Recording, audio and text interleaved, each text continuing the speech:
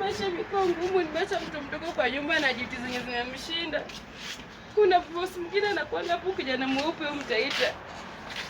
Yaani peko kazi ya Simba moto nikisomba 2,000. Itanisaidia hata nikisomba at least.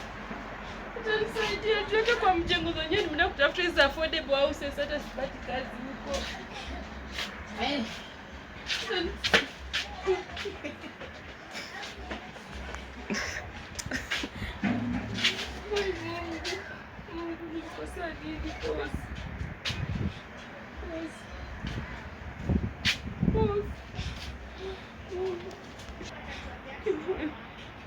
Tupate kwa kazi lakini kijana mweupe anakuanga hapa. Sasa nikaliama. Hodi.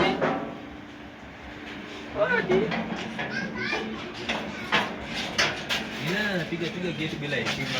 Habari yako kijana? Nzuri sana. Umetokea wapi? Nimetoka tu kuniona nikuje nikwambie kazi ya kubeba hizi mawe.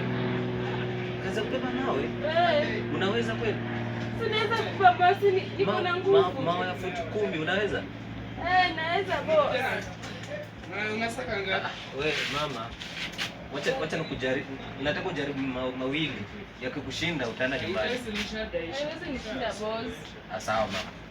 Jaribu, lakini haya mawe nilikuwa nataka yapangwe hapa hivi. Mapanga hapa hivi.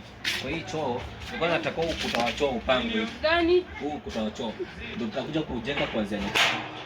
Lakini sasa nataka mawe mnayapanga hapo. Hapa kwa choo boss. Hapo. Najaza hicho. Inabidi ujaze hicho. Inabidi ujaze. Na mawe ndo haya. Hebu naomba ujaribu mawe kama mawili. Ukiweza ni sawa. Utapata bunga leo.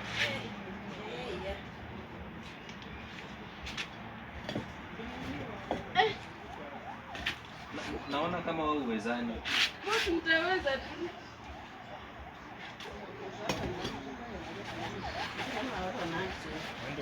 Uone na kushinda. Acha. Boss Tafadhali mtaweza. acha. Boss. Kama ni pesa ya sukari nitakupatia.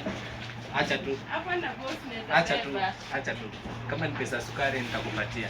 Kwenda nyumbani. Boss Pesa ndio hiyo, ndio ununue unga, na kama una mtoto umlee vizuri. Sawa? Boss hapana, nitakupa tu boss. Hiyo story tushamaliza. Hiyo story tushamaliza. Mimi nishakupatia pesa ya unga. Boss. Basi. Boss naweza beba